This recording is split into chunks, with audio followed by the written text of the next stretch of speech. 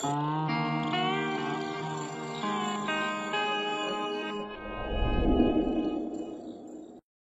terima kasih pimpinan, Bapak dan Ibu sekalian.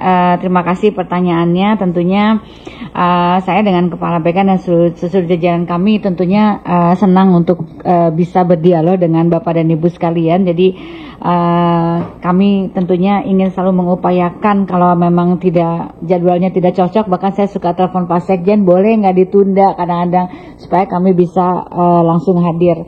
Dan ternyata kita memang banyak hal yang kita sama-sama ingin menyelesaikan persoalan ya Pak yang terjadi.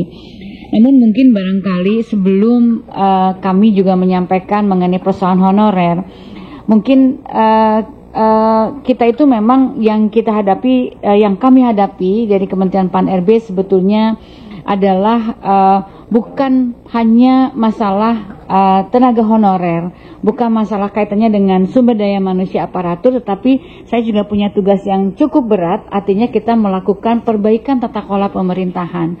Jadi mungkin kapan-kapan saya juga ingin diskusi tentang bagaimana kita melakukan digitalisasi pemerintahan, bagaimana kita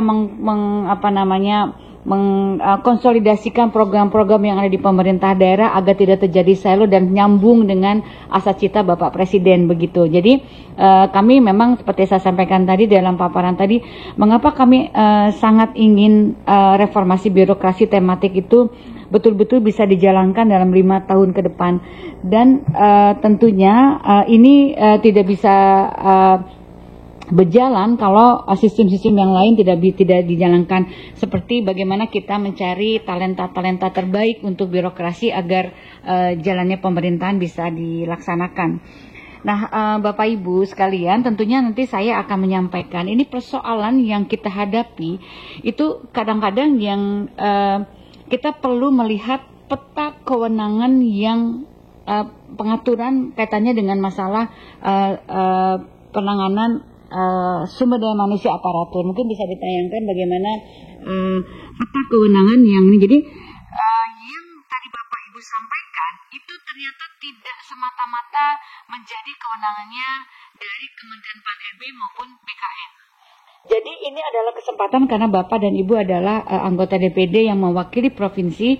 Ini adalah kesempatan yang baik untuk bisa lebih memastikan bahwa pemerintah daerah atau kalau kementerian dan lembaga kami untuk bisa memastikan bahwa persoalan-persoalan ini juga bisa dibantu atau menjadi perhatian. Jadi kalau kita berbicara mengenai masalah kewenangan yang penataan kepegawaian honorer, Kementerian Pan-RB memang punya kewenangan untuk menetapkan kebijakan rekrutmennya saja, bagaimana rekrutmen. Setelah itu BKM melakukan pelaksanaan bagaimana seleksinya, secara administrasi, lalu pengusulan mengenai pengangkatan, formasi dan pengusulan dan sebagainya itu ada di pemerintah daerah. Jadi tadi ada beberapa persoalan yang kenapa kok kami tidak masuk, kemudian tidak masuk formasi. Jadi saya ingin menyampaikan Bapak dan Ibu sekalian, tadi kan diceritakan mengenai apa yang dimaksud dengan 100% tadi disampaikan. Kementerian Pan-RB tentunya berdasarkan komitmen bahwa waktu itu kan kita bagaimana saya sampaikan tadi, sejak tahun 2025 kami sudah berkomitmen untuk menyelesaikan tenaga honorer.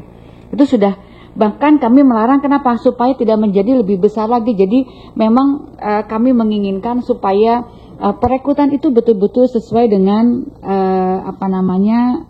kebutuhan dan sesuai dengan kompetensi yang diinginkan.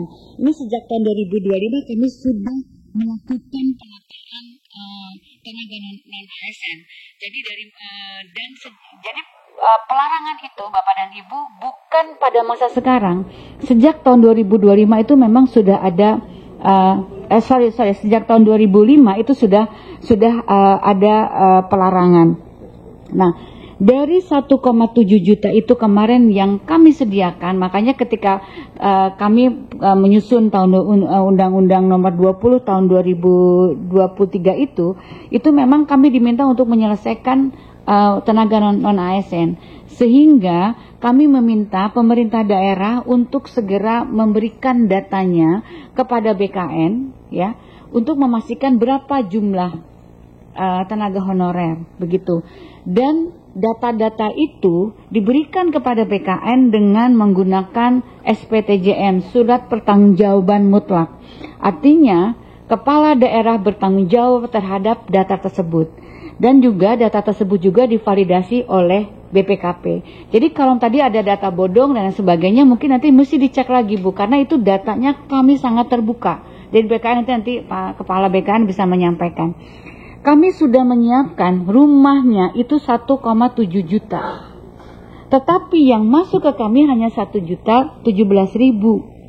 Artinya tadi kalau misalnya ada keluhan, oh kami kekurangan guru dan sebagainya, padahal tempat sudah kami sediakan.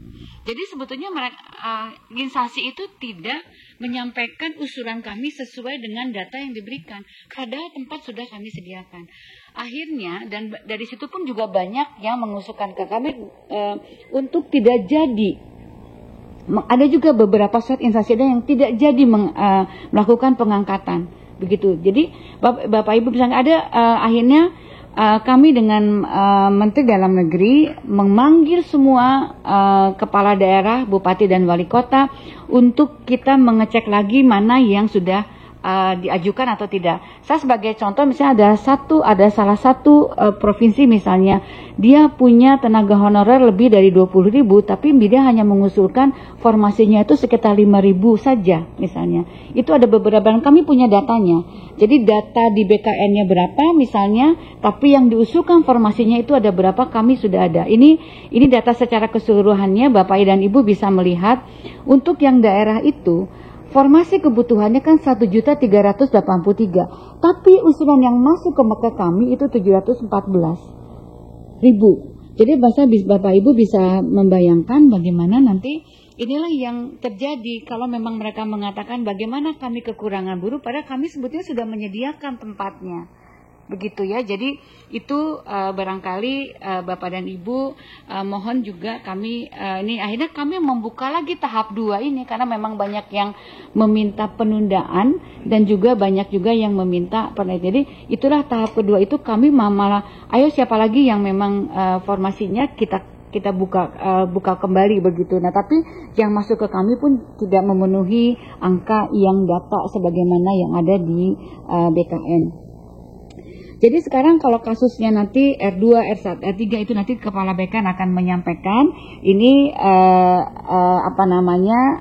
bahkan ada beberapa persoalan nanti Kepala BKN mohon bisa disampaikan beberapa persoalan yang terjadi ketika dalam proses seleksi. Nah, ada satu isu Bapak dan Ibu sekalian, terutama untuk yang guru-guru swasta. Maaf saya mungkin balik lagi sebentar. Jadi tadi 100% tadi itu 100%, 1,7 memang willingness kami ingin mengangkat seluruhnya, tetapi kan usulan tidak itu. Jadi itu pengertian daripada 100%. Kemudian yang berikutnya Bapak dan Ibu sekalian tadi berkaitan dengan masalah guru swasta di tahun 2022, Pak Muri juga ini kandidan Pak Muri dan Bapak Ibu tadi mohon maaf ada beberapa Bapak Ibu yang terhormat mempertanyakan untuk guru-guru swasta memang dulu kan ini diatur oleh Kementerian Dikbud begitu ya, BPS 1 masuk, tetapi ternyata itu menutup guru honorer yang sudah bekerja di sekolah negeri. Waktu itu akhirnya untuk yang sekarang guru-guru yang swasta karena kita hanya memberikan formasi kepada guru-guru yang memang sudah bekerja di sekolah negeri. Jadi kalau misalnya sekarang guru swasta ingin masuk ke sekolah negeri itu karena itu bukan ranahnya dari pemerintah. Begitu ya. Jadi nanti saat ini ranahnya maksudnya ranah dari kami karena kan kami mencari guru-guru untuk sekolah-sekolah negeri. Nah, ini kami tentunya pada saat ini adalah fokus kepada data guru yang ada, tenaga honorer yang ada di di data BKN begitu. Jadi saya nanti mohon nanti bisa disampaikan. Nah, ini sebetulnya informasi ini Bapak dan Ibu sekalian sudah kami sampaikan kepada seluruh BKD. Jadi misalnya tadi ada hal-hal yang kami ini semua mestinya sudah di BKD sudah menyampaikan rambu-rambu apa saja yang memang perlu disampaikan. Nah, ini terkait dari hal tersebut nanti tentunya kenapa kami juga ingin menghentikan ini tenaga honorer, karena itu adalah perintah dari undang-undang. Undang-Undang nomor 20 sudah menyampaikan tidak boleh ada lagi pengangkatan tenaga honorer. Nah, lalu bagaimana ke depannya? Nah, saya mohon saat tahun 2025 kami ingin fokus menyelesaikan formasi ini yang tahun 2002, karena kan kemarin kami pun meskipun kami daerah sudah mengumumkan, tapi ternyata masih ada yang bersurat kepada BKN sebanyak lebih dari 200 instansi pemerintah untuk minta pengunduran. Begitu. Jadi justru sekarang barangkali bisa seluruh instansi yang ada di daerah bisa mempercepat. Tadi kan hanya 12,3 supaya bisa tepat waktu semuanya bisa diselesaikan. Nah, bagaimana dengan formasi berikutnya? Kami nanti masih tentunya kami ingin menghitung kembali formasi yang dibutuhkan tentunya dari baik untuk CPNS maupun P3K, karena kami tentunya harus memperhatikan para fresh graduate yang memang mereka juga ingin punya kesempatan yang sama untuk bisa mengabdi kepada pemerintah. Kemudian kaitannya dengan tadi ada beberapa pertanyaan tentang kesejahteraan dari pegawai, dan ini tentunya termasuk tadi tunjangan kemahalan dan sebagainya. Ini kami sedang tentunya khusus untuk pemerintah daerah itu sangat tergantung dari kemampuan dari pemerintah daerah. Namun kami saat ini sedang menunggu ditandatanganinya RPP manajemen ASN. Nanti setelah selesai RPP manajemen ASN kami akan meneruskan untuk menyusun RPP mengenai kesejahteraan ASN.